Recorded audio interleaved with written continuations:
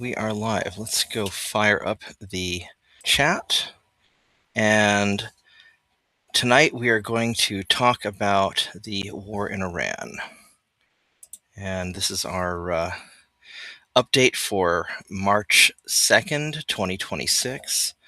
I'm a little bit disheveled because I just got home from work. It's kind of a long day, longer than I expected. We had our game night tonight, and that was pretty cool. Here we go. Let's get the chat fired up here.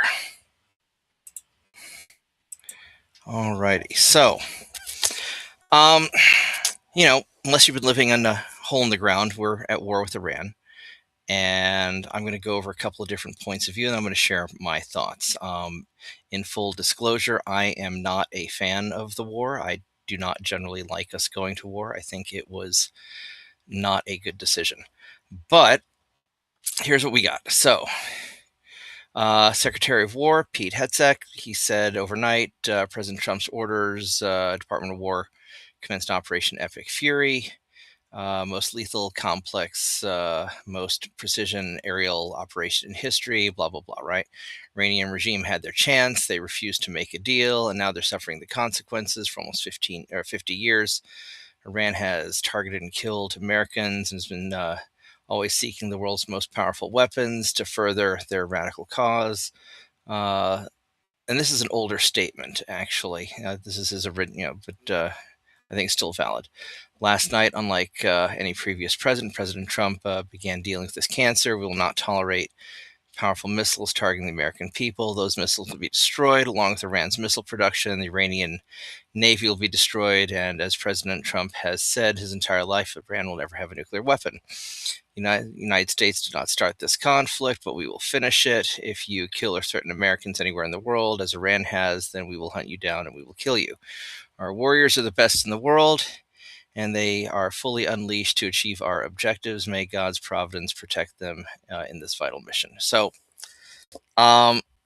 according to Pete Hegseth, the American position is that Iran basically started this in 1979 when they overthrew the Shah, and that we've been effectively at war ever since. That's essentially the American position. The Iranian position, statement from the new supreme leader, which I'm not sure if this guy's still alive or not. But we're getting some conflicting reports on that. But statement from the new supreme leader of the Islamic Revolution of Iran, Ali. We're just going to call him Ali, because I'm not going to try and pronounce that.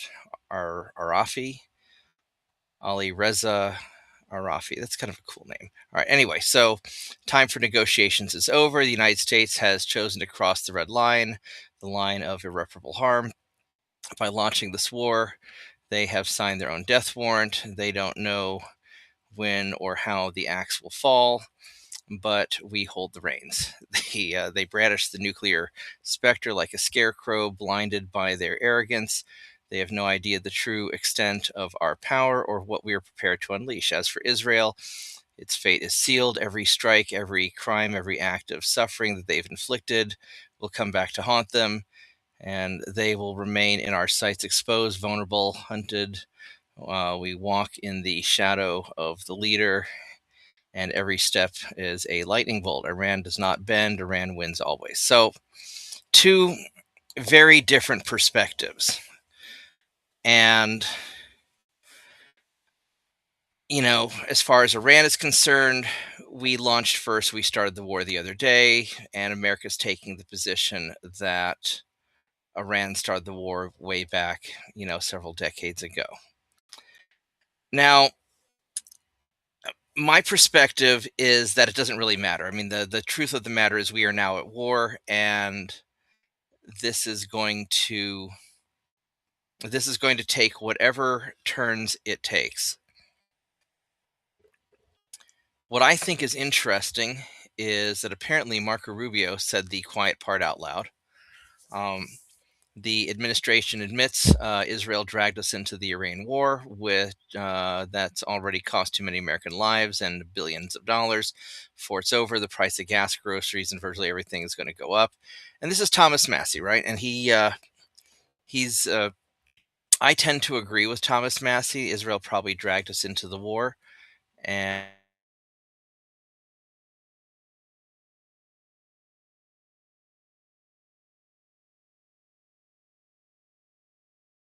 action. We knew that that would precipitate an attack against American forces, and we knew that if we didn't preemptively go after them before they launched these attacks, we would we would have higher casualties, right? And George Alexopoulos, who's quite the follow on X, says a friend who picks a bar fight and pulls you into it when you have enough problems at home and just want to chill is a bad friend. And I agree. I think Israel is being a bad friend right now, but we are dragged into it now that the missiles are flying. Well, now it's game on, right? And so I would have preferred to avoid the war, but now that it's going, then now we have to win, or we're going to lose, and winning's generally better. Now, I think that something like this is going to happen regardless. If we look at from the neocon perspective, from the globalist perspective, Trump's attack on Iran takes a big economic bite out of one of America's chief rivals, China. Almost all of Iran's exported oil and more than half of Venezuela's went last year to China. And so we took out Maduro and we yoinked the oil.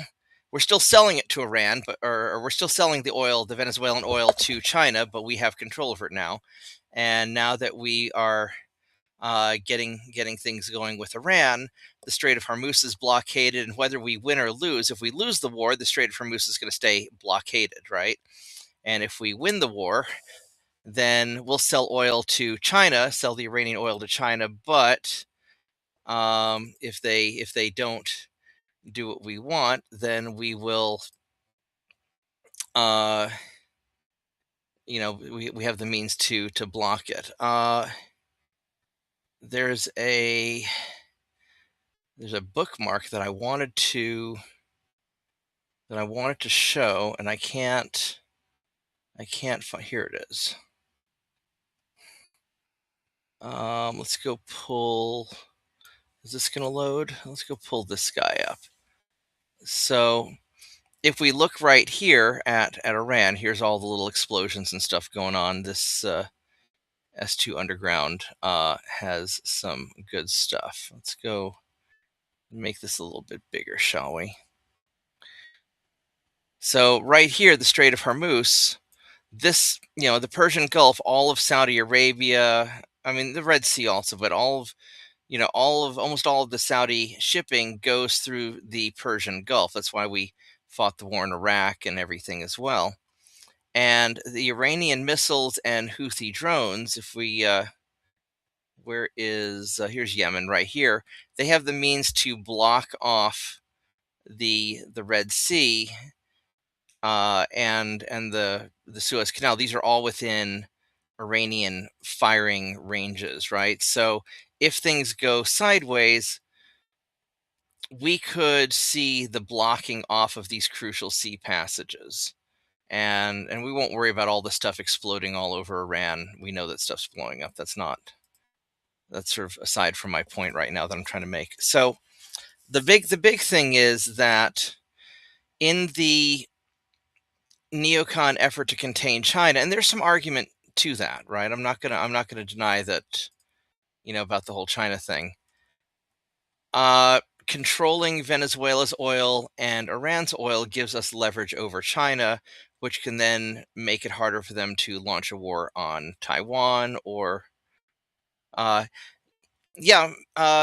Mitchell, you're correct. The China, I was going to get to that here in a minute, but Iran is a crucial part of China's One Belt, One Road initiative. So is Venezuela. Let me bring this back up. So if we look at, what China's trying to do, China's kind of trying to rebuild their ancient Silk Road.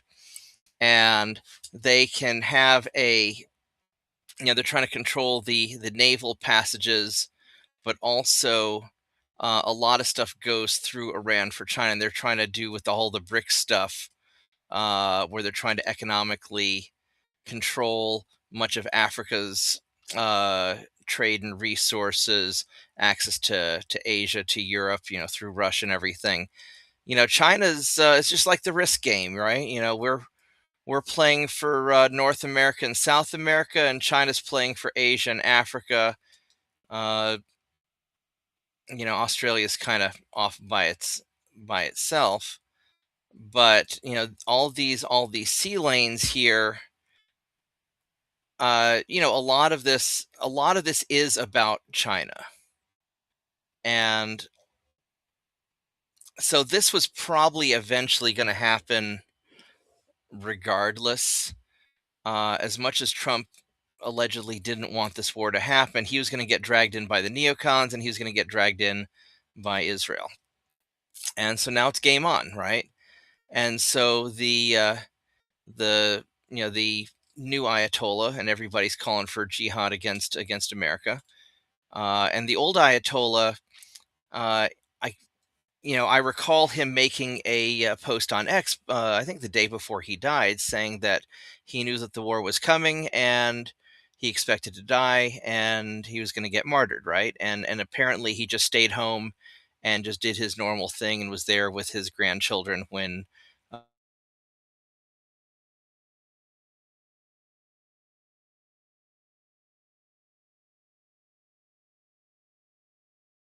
between the Shias and the Sunnis, other than that they don't get along very well. But my understanding is when he martyred himself, now he's a rallying point. Much like Obi-Wan in Star Wars saying to Vader, "If you strike me down, I'll become more powerful than you can possibly imagine." Now the Ayatollah Khomeini is, um, he's a martyr, right? And that's going to be a rallying cry for some portion of the Muslims in Iran. In Pakistan, apparently, Pakistanis tried to overrun a American facility, and they, I guess, were not aware that the U.S. Marines were going to start shooting them. So once they breached the outer perimeter of the embassy and got into the inner perimeter, at that point they're on American soil, and they got shot up, right? So stuff's going to happen. Now, there's really kind of two things going on here. America has a limited amount of munitions, right? Nothing's infinite. We have some unknown number of weaponry and supplies that we can commit to this war, and probably quite a lot fewer than we normally would have because we gave most of our stuff to Ukraine, and now we're just running off of emergency supplies right now. So,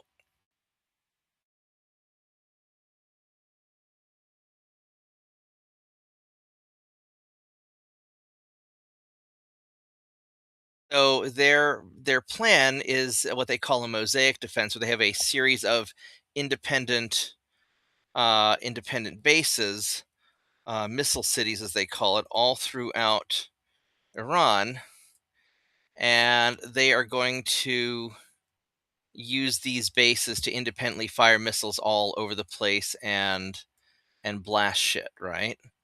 And even if we take out all their centralized leadership in Tehran, the independent leaders of all of these different facilities and bases can independently target and blast the crap out of whatever they want to.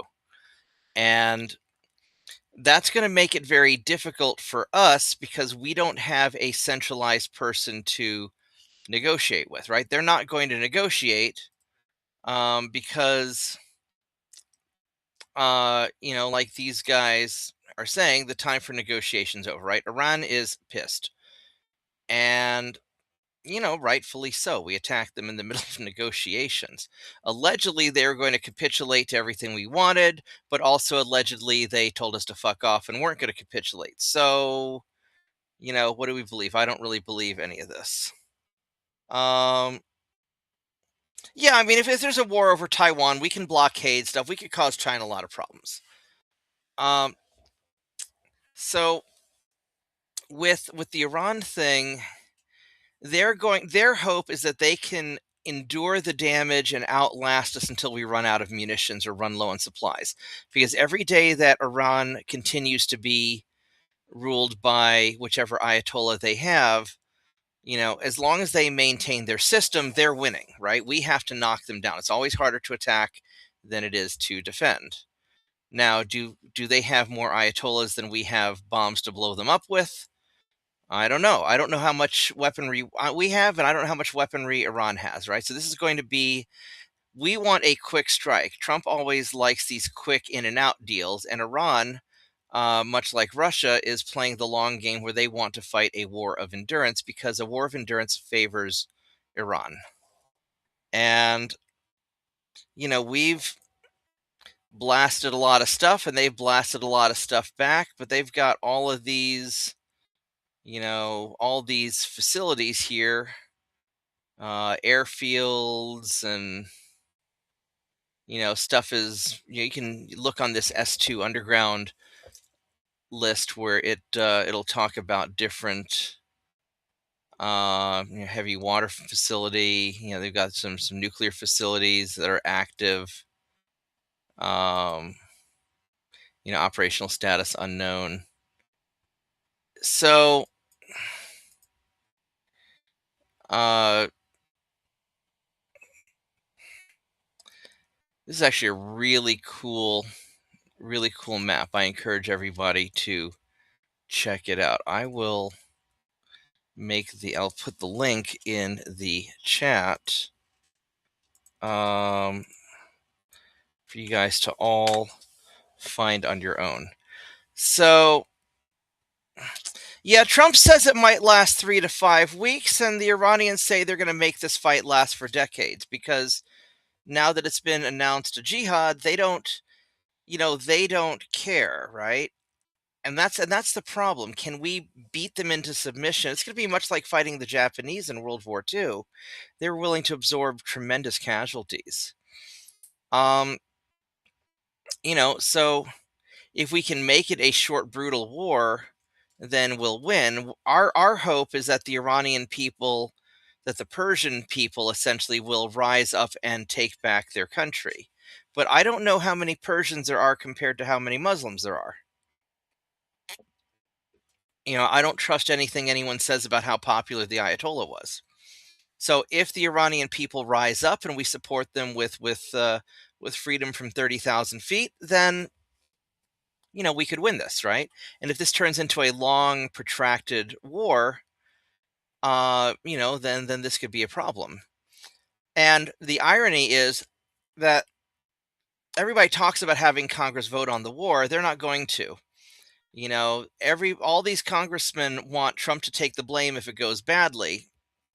And have no doubt the Democrats are thrilled that we have this war too, not just the neocons on the Republican side, but the Democrats and the neocons don't want their name on this war. They want to be able to blame it all on Trump because if it works, then it won't really matter. And if it doesn't work, then they'll just be like, oh, the bad orange man made the war and it's all his fault, even though these guys are all cheerleading for it too, right?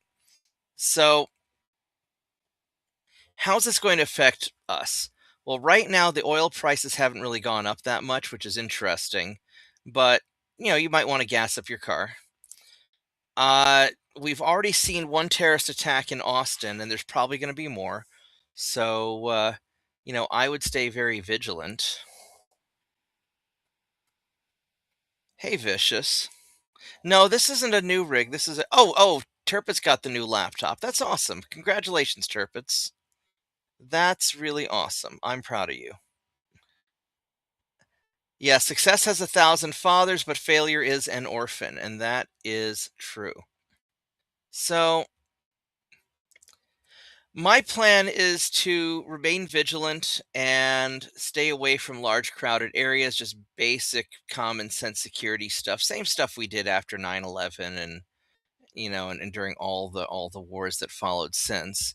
We know the Iranians have a bunch of sleeper cells in America. They've admitted to it and so so everybody knows. And if they're going to call on a global jihad against America and Israel, you have to worry about the disorganized lone gunmen or lone actors, right? And because Iran's not messing around on this, and we're not messing around either. Hetzeg was talking about how, we're not going to play nice the way that, Bush or Obama or any of the previous people did. We don't have any rules of engagement, which I thought was really interesting. I couldn't find the video. I had to restart my computer to get the camera working, and then I couldn't find the video again. But there was a press release uh, early this morning where he and Admiral Kane or General Kane were talking about, operationally how this is going to go. And the American soldiers apparently do not have any rules of engagement. It's basically, if you see it, kill it. And so this is going to be some serious shit. It's like when they bombed, when Israel bombed the Ayatollah, they didn't care that his grandkids were there in the house with him. They just blew him up.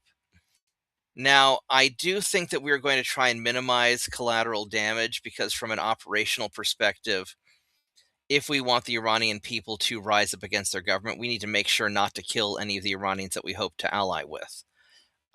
Now, will they rise up? I don't know. Iran has a population of about 90 million people. Uh, Probably at least 30 million of them are Shia Muslims. I'm not exact on that figure, but I think it's about that. And my guess is that the Ayatollah didn't want the non-Muslims to have guns. That's just kind of how it usually is. So no, oil won't. Oil won't go down. It's a supply and demand thing. So the demand for oil is consistent, but if the supply goes down because of this war, then the price will go up. Um, Now we could counter that by pumping more oil from Venezuela and pumping more oil from us, but the price of oil is going to go up a little bit. So anyway, so this is what we got. This is what we got going on. But Iran is crucial because if you look at it, if you want to get from east to west without going through Russia, and you want to go by land, then you need to go through Iran, right?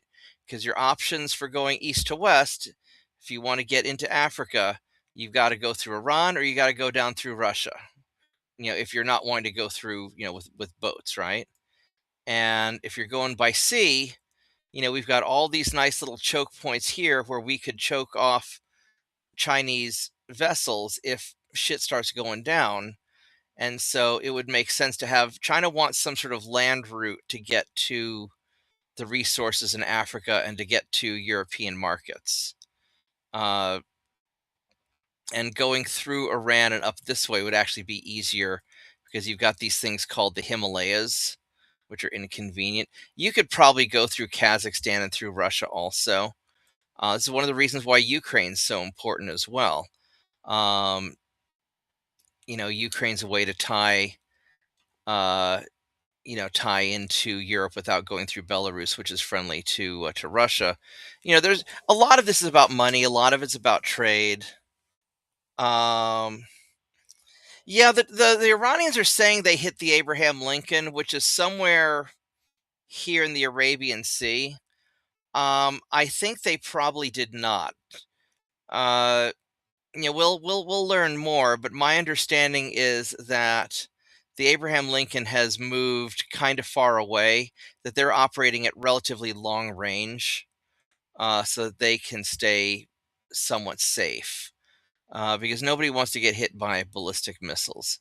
So you've got, whoops, that is not what I wanted to click on. So you've got the Gerald Ford hanging out somewhere in the Mediterranean, and they may fall back as far as Crete to stay out of range of the Iranian uh, ballistic missile ranges, and the Abraham Lincoln be kind of hanging out down here because most of the attacks, I believe, are coming from the Abraham Lincoln and our other fighters in region, and then most of the defense for Israel is happening because of the Gerald Ford up this way. That's my understanding of it. I don't know much about the Pakistan-Afghan war thing. My understanding is they don't like each other, and I just don't know. And my contacts, I only know really one guy who knows stuff in Pakistan, and I haven't been able to reach him yet. Yeah, hitting a moving ship is hard, and we're being pretty careful about this. So I think that they're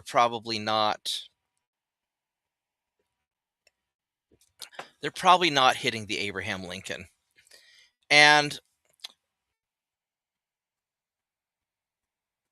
remember, Iran, all they have to really do is just endure all of this and run us out of missiles and money, because it costs us millions of dollars to shoot down a $10,000 Iranian drone. Now, apparently, the Israelis have some sort of laser weapon that they've been using to shoot down the Hezbollah rockets. Because Hezbollah is here in southern Lebanon, they're just shooting a short distance, and they've got some sort of a laser weapon positioned in the Golan Heights. And when they see the rockets launch, they pew pew them, and then that just kind of takes care of it. But I don't. But they're hitting the rockets on the ascension when the rockets are going slowly, not during the terminal phase when they're going fast. So I'm not. I'm not sure on that yet. I haven't found a good video for that yet. So this is kind of what we're looking at. So my prediction is this is going to be a pretty binary situation. If the Iranian people rise up, then this could be over relatively quick. But I don't know how many Iranian people support the government and how many oppose the government. And we don't have accurate information on that. And I would be hesitant to believe anything that you read online, because there's going to be a lot of bullshit and propaganda coming from all sides, right? So if the Iranian people rise up, then this could be over very quickly, because we don't have any ground forces. And historically speaking, you do not overthrow a country without ground forces. On the other hand, if the Iranian people do not rise up, this is going to be a long, protracted. We're gonna have to bomb Iran into the Stone Age, and this could be a years long war of just bombing them and bombing them and bombing them. I mean, I bet John McCain has a giant boner in his grave right now over all this. Um, so this could turn into a very protracted, long war. Now, so far, Russia has not really been intervening, and one of the problems that Iran has is that people don't really like them that much. They're strategically important to China, but China's not going to get directly involved because I don't think they're ready for that. And Russia is ostensibly friendly with Iran, but Iran's a lot more important to China than it is to Russia. Russia is pretty self-contained. So far, Russia has not been helping Iran out too much, and Russia has its hands full dealing with Ukraine right now. So they may stay out of it. I suspect there's some sort of an agreement between Trump and Putin that if Russia stays out of it, that will lift sanctions or will do something. And then also remember that there's 2 million Russian Jews living in Israel. And so Putin has already said outright that he would not help Iran attack Israel. And one of the big things protecting Israel over the years was Russia until the Ukraine war. Mossad was helping Ukraine do naughty things to Russia, so Russia kind of backed out a little bit. But I think when push comes to shove, Putin's not going to endanger Russian people living in Israel. So, um, is this going to be a global power super or a global superpower proxy war? No, I don't think this is a proxy war. This is a lot of people don't like Iran, and a lot of people. This is going to be how do I want to put this? This is really America and Israel versus Iran. Or now, some people are going to say this is Israel's war, and they're using us as their big stick to beat Iran with, and there's some truth to that. Excuse me. But there's also some truth in that Iran is strategically important to us. And Iran back in the 70s was an American ally. Iran was very important to America during the Cold War. So, um, and there's an argument to be made that if Trump's going to be accused of being the bad guy anyway, then maybe he might as well just go full red alert and just be the bad guy. And if the Republicans are if the GOP leadership are just insistent on Operation Lose the Midterms, and if Trump's going to get impeached anyway, then Trump might as well just go all in and make a name for himself to go down in history. There's that argument. There's also an argument that if Trump, does what the globalists want, that the warmongers want, that they'll back him up on his populist agenda as well. Maybe there's some truth to that. I mean, at the end of the day, we don't really know. But I don't think this is a proxy war because as much as China, I mean, and China's supporting Iran. They're supporting them indirectly, through cyber and through other stuff. But I think Russia's staying out of it. Now, this could also be, with China building up their military a lot, with the ambition of eventually taking Taiwan. I don't think they're going to militarily invade Taiwan. I think they're going to just wait for Taiwan to go communist, and they're going to soft power take it over because the Chinese are really patient. But no, I'll mention that the Korean War is still ongoing. We just took a time out. We've had like a 50, 60-year time out on the Korean War. But one thing to consider is if we raffle stomp Iran, then China may take a pause and be like, hey, those Americans are a lot tougher than we thought. Now, Pete Hegseth claims that we have classified super weapons that nobody's seen yet, which is probably true, actually, and that we may unleash them on Iran if they don't surrender. And then, of course, Iran claims that they have secret super weapons that we haven't seen yet, which is probably also true. And they're going to unleash them upon us once our air defense missiles have been exhausted. Oops, I just fucked up. So my guess is we're going to be in for the long haul on this one, unless the Iranian people rise up. Well, I mean, we have railguns, but railguns aren't really that practical right now. I think the Japanese have something going on with railguns that works pretty well. But, we have directed energy weapons. We have whatever the hell beam weapon we used when we zoinked Maduro. According to the surviving Cuban mercenaries, we had some sort of beam weapon that we were firing from helicopters that made people's brains explode and blood come out of their eyes, and probably some sort of microwave beam gun or something. And so whatever they fired from the helicopter just fucked up all the Cubans who were defending Maduro. So I'm sure we have some nasty shit. So we'll see. Wars are where people learn how tough they really are. So, is Iran going to endure, or are we going to have a fast war? It really just comes down to, are we willing to be violent enough to take out Iran, and is Iran willing to be enduring enough to withstand our violence, right?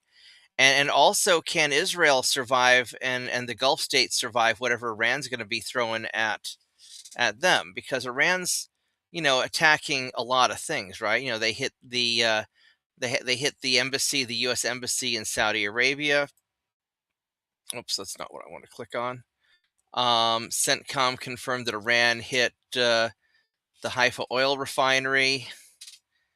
Here in Mosul, what do they hit here? Iranian missile strike impacted here. I guess doesn't really have a lot of information on that. In Kuwait City,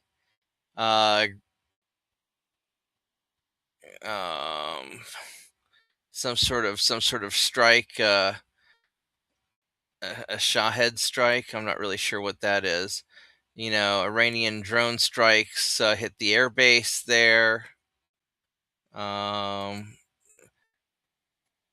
American service members were killed here. I think we have up to 6 people killed now. another strike.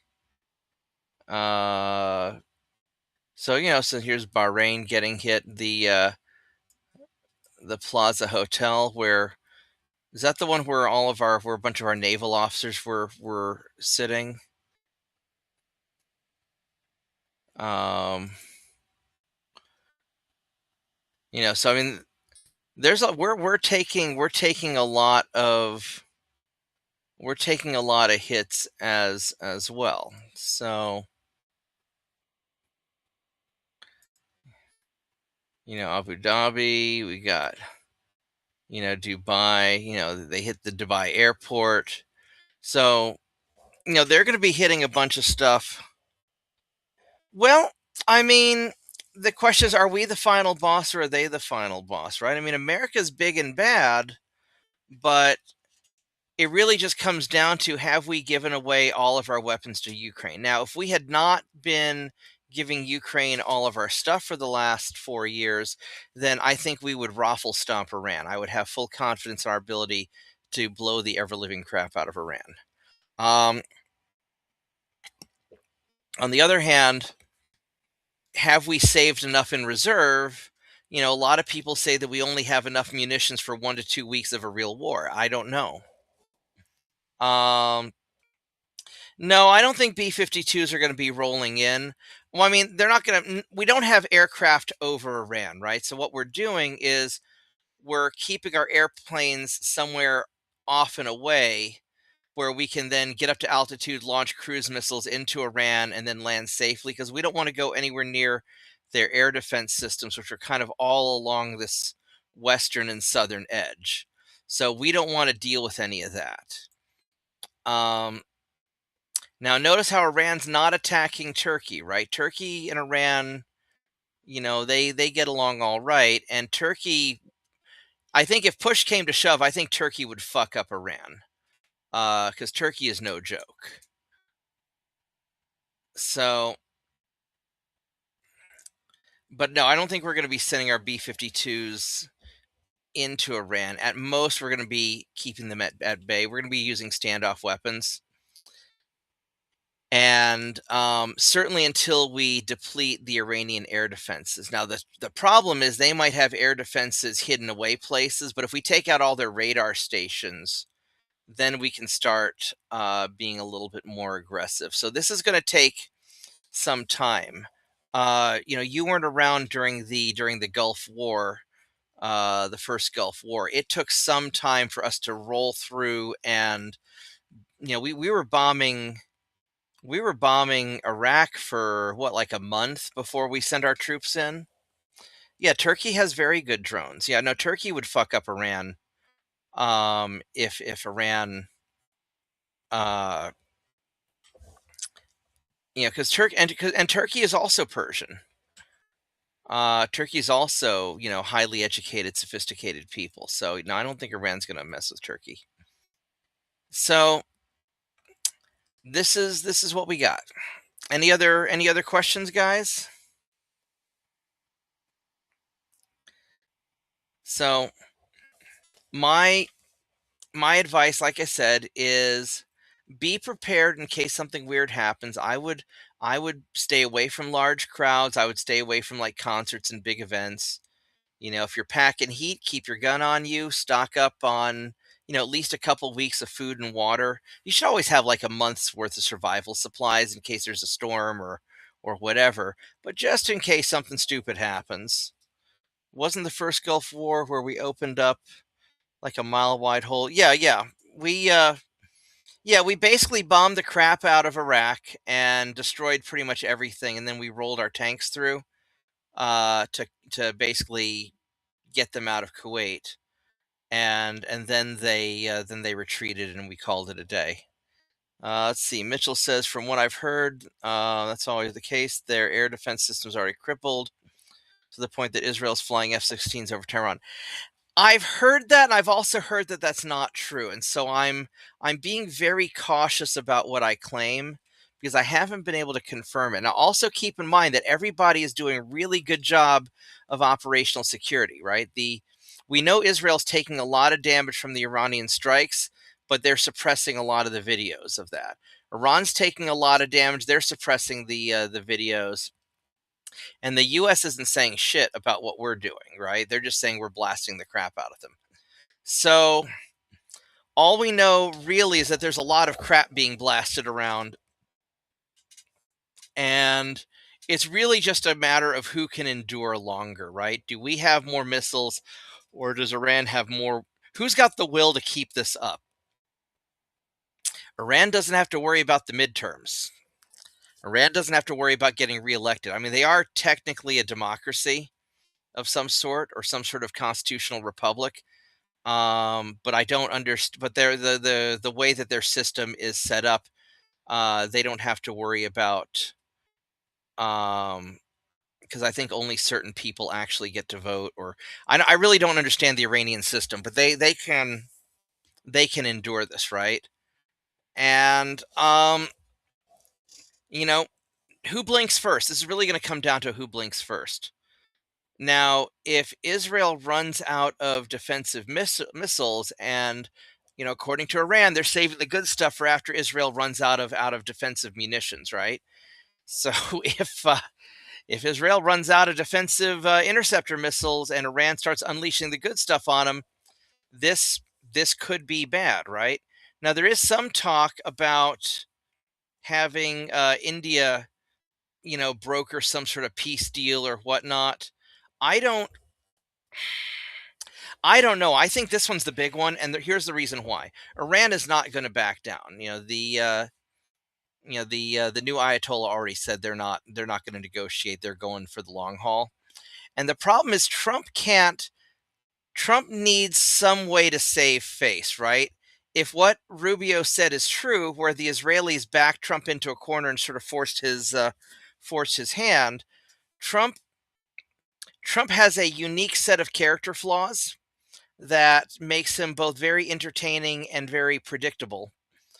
And one of the predictable things is he's not going to admit fault. He's not going to say, sorry, I fucked up. And he's not going to admit weakness. He's not going to admit the Israelis forced me into this. He's going to come up with some bullshit reason like, oh, the Iranians were 2 weeks away from developing nuclear missiles, which we know is probably fake, right? Because if Trump was telling the truth about blowing up all their nuclear stuff last year, then they definitely weren't having. And if we were to believe Tulsi Gabbard that Iran wasn't pursuing a nuclear weapon, then I think that Iran probably was not developing a nuclear weapon. They were probably just developing the capability so that if they ever needed one, they could build one quickly. Like Japan is not developing a nuclear weapon. But if Japan ever needed a nuclear weapon, they could probably build one in about 2 weeks. Uh, the Iranians, I don't think were developing a nuclear weapon, but they wanted to be in a position to where if they needed one, they could build one. Um, but Iran knows that if they ever made a nuclear weapon, we'd nuke the fuck out of them, and then they'd just be gone. So they're not. I don't think they're suicidal. I think they like to be martyred, but I don't think they're suicidal in that sense. They're not gonna die for no reason. Um, but I mean, maybe they were. Maybe the bad orange man's telling the truth. I don't think he is. I think that probably Rubio said the quiet part out loud, and that Israel kind of forced us, maneuvered us into a situation where we had to go. Because Netanyahu was saying, I believe it was Netanyahu, he was saying that Israel planned to attack Iran during Ramadan since December, and that might be. But there's also been some Israeli goofball politician talking about how after they take out Iran, that they should take care of Turkey next. Which my response is, hey, Turkey's a member of NATO. If Israel ever attacks Turkey and they call in Article 5, then that's the end of Israel. So y'all shouldn't do that. Um, so I saw a video clip on X showing HIMARS and ground troops of some kind going in Bahrain. Yeah, I mean, yeah, because we've got bases in Bahrain. Bahrain's important to us. We've got a lot of naval shit here. My buddy Ed used to be stationed in Bahrain. And, we could probably have HIMARS here and start blasting. Because one of the goals is we're going to go take out the Iranian Navy. And I think the Iranian Navy is probably fucked. And we could easily use HIMARS to go blast Iran from Bahrain. And I think we've got a couple of destroyers kind of stuck here in the Persian Gulf, and they can't run the Strait of Hormuz without getting blasted by Iran. So, but Bahrain's an important naval base. I mean, these are all these Gulf allies here. These are all our buddies. You know, Kuwait and Bahrain and Qatar and Dubai and Saudi Arabia. Um, so we've got assets here to make sure nothing squirrely happens. I do not know the range of the ATACMS. It depends on which missile there. Your mom saw a post that Iranian missiles might hit the Philippines. Um, I don't think that's. I mean, so Iran's over here, and the Philippines are way the hell over here. That's pretty far. I don't think they might have some medium range missiles that can do that. I don't know if they can do that or not. Um, because if we zoom out a little bit, because if they can hit the Philippines, then they could hit all of Europe and northern Africa also. Not that anybody'd really want to hit northern Africa, but you know, if they could hit the Philippines, that means they could hit St. Petersburg, they could hit Moscow, they could hit well into Russia. That's a lot. That's a long fucking range. Now they might have long range ballistic missiles that can do that, but I don't think they could hit the Philippines, and I don't think they'd have any reason to. Um, and because the last thing Iran wants to do is make more enemies right now. I don't know how big the Philippine Navy is, but you know, the Philippines are a pretty strong American ally. And I think the Philippines are already pretty suspicious of China, if I'm correct. So if China's helping Iran and Iran messed with the Philippines, I don't. Yeah, I think Slav. I think you're fine. I think we're all frankly fine. Um. Oh yeah, the attackums could pepper the shit out of Iran. Um. I don't think we're going to move attackums in, or at least reveal them, until we take care of more of their capabilities, so we whittle them down some. And the question is, how many attackums do we actually have? Because I thought we gave them all to Ukraine. I heard somewhere that we had to ask Ukraine to go help us out with air defense, which I don't know if that's true or if that's just, you know, Russian bullshit. But you know, the whole reason a lot of Americans or a lot of American military people were opposed to sending stuff to Ukraine was because they knew this fight with Iran was just a matter of time. Um, the Khorshmer 4 is Iran's longest range missile with a range of 2,500 kilometers, according to Google.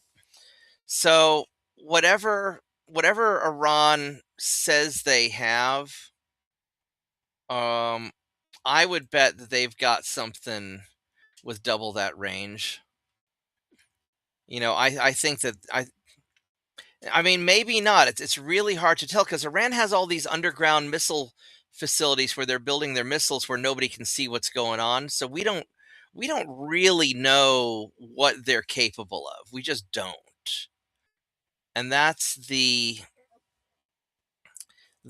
problem. Let's pull up Google Maps for a moment. Uh, and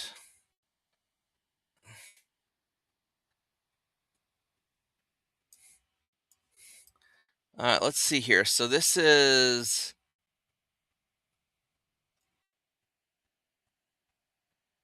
if we were to if we were to go Iran to Philippines, um,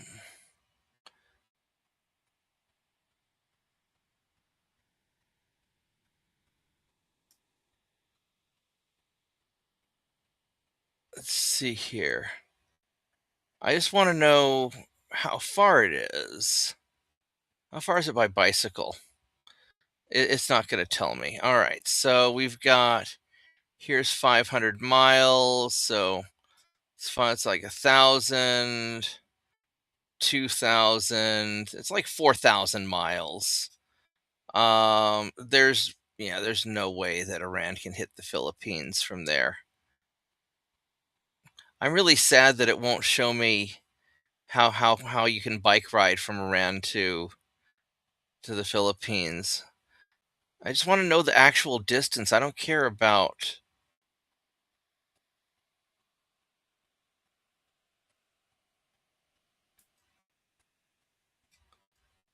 Yeah, it's not going to tell me.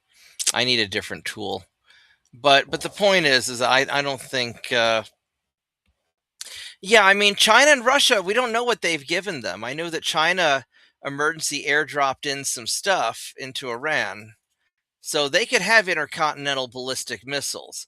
I don't think they have them because Iran has everything on their mobile launchers.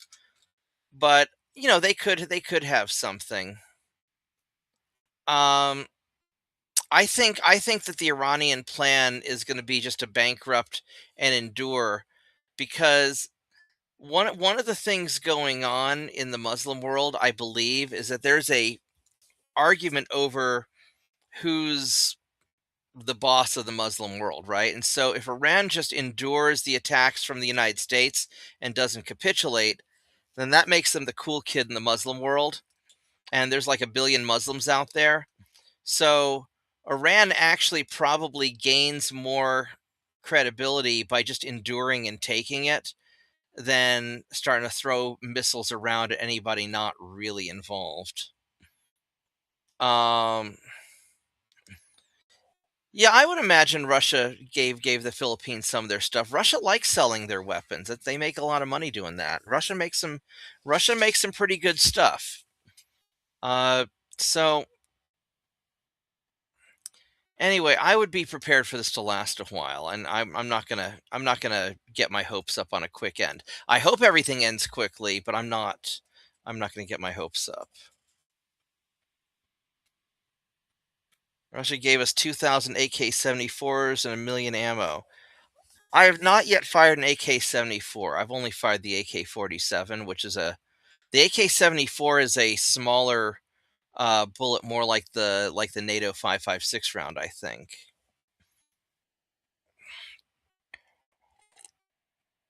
I'm curious what kind of trucks they gave you, Slav. That'd be kind of interesting.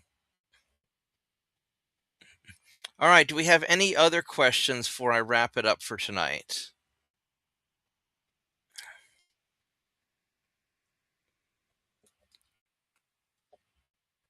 And if you're watching, be sure to like the video and subscribe to the channel and mention in the comments if you like this kind of thing. And I'd be happy to do more conflict videos if that's what people are wanting to, if people want to understand more about what's going on. Um, so just because I'm not a fan of conflict doesn't mean that I don't understand it to some extent. And I'm happy to explain things as best as I can. So I guess if there aren't any more questions, I'm going to go ahead and wrap things up. So I hope everybody had fun tonight. It's after midnight, and I have to work in the morning.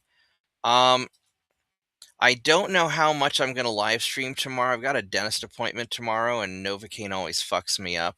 So I may be all woozy after my dentist appointment. I may just want to sleep. So, um, but I'll probably do something in the evening. Yeah, I didn't see your message, Turpitz. Maybe you said something naughty and YouTube didn't like it. You can also, when I'm doing these more serious videos, I'm also streaming on X and on Rumble. Rumble is less censory, so if I say anything too naughty, Rumble will hopefully keep it up. So, Iran, is there going to be a nuke in the future?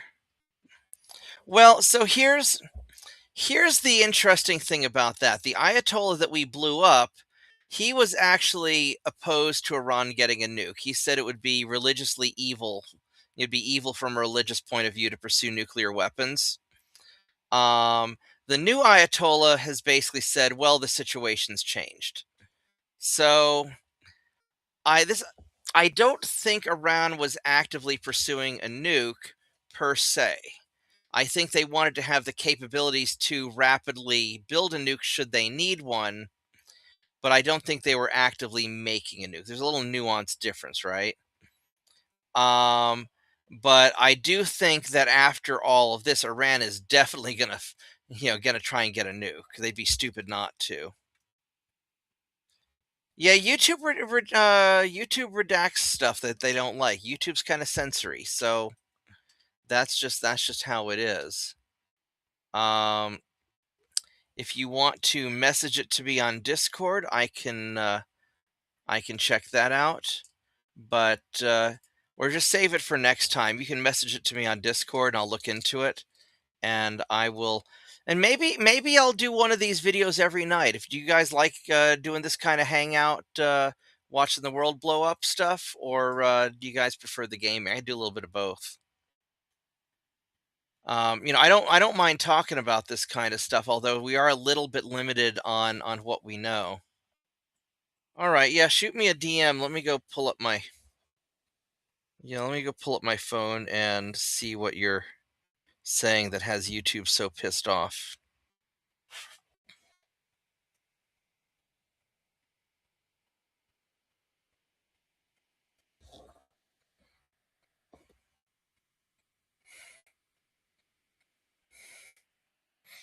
I don't see your message yet, TJ.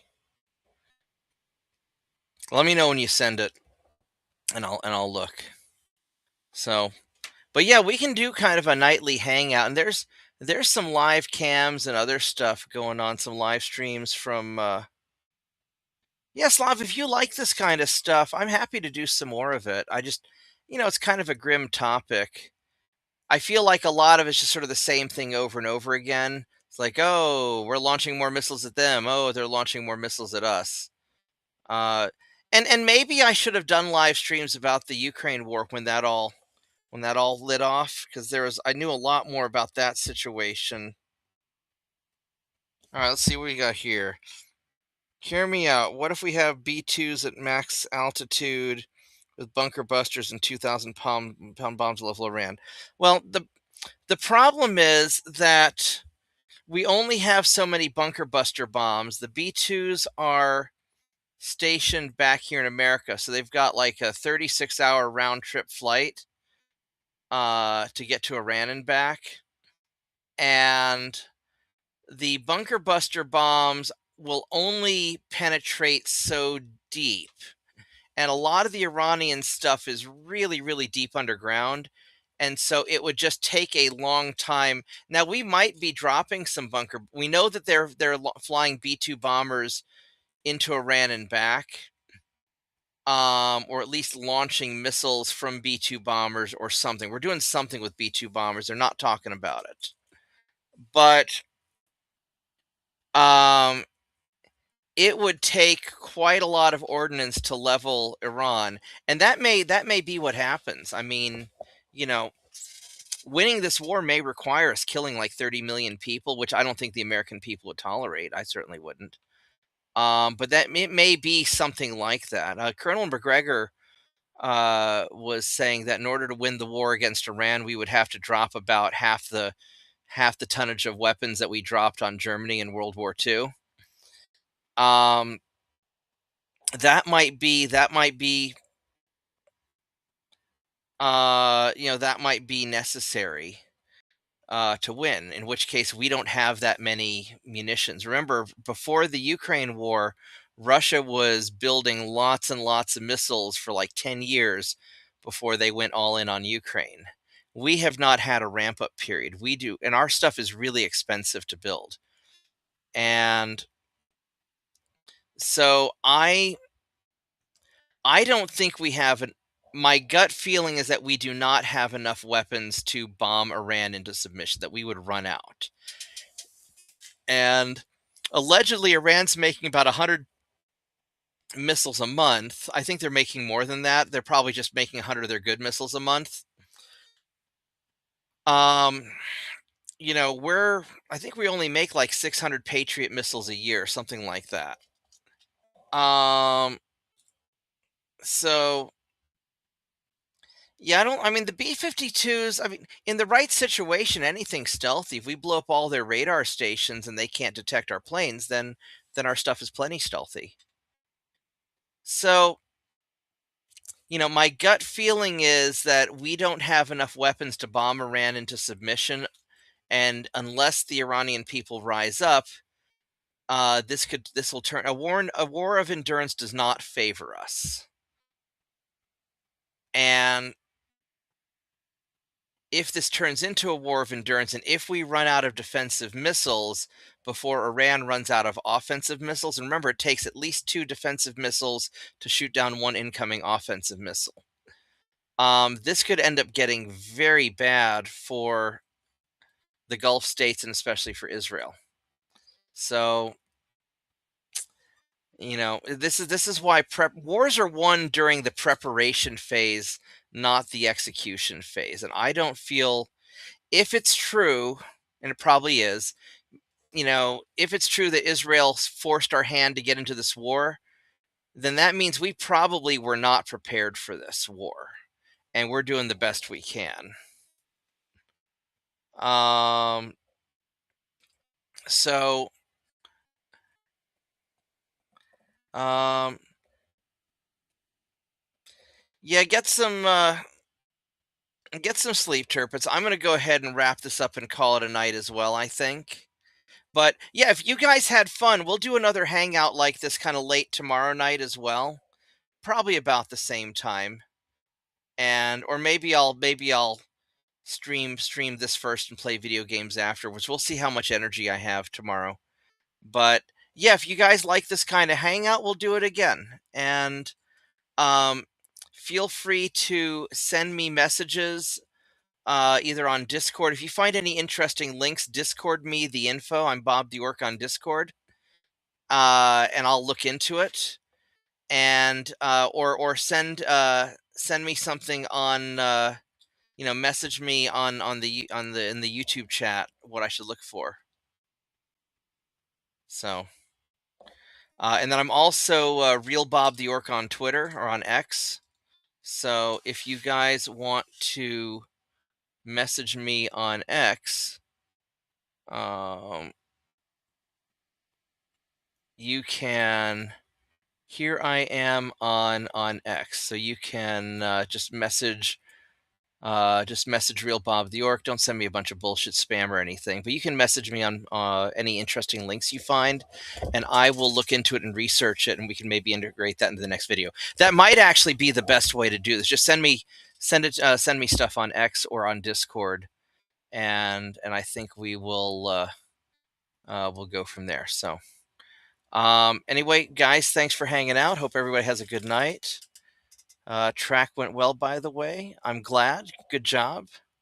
Go run fast and be strong, young grasshopper. And I'll see you guys. Tomorrow. Thank you and good night.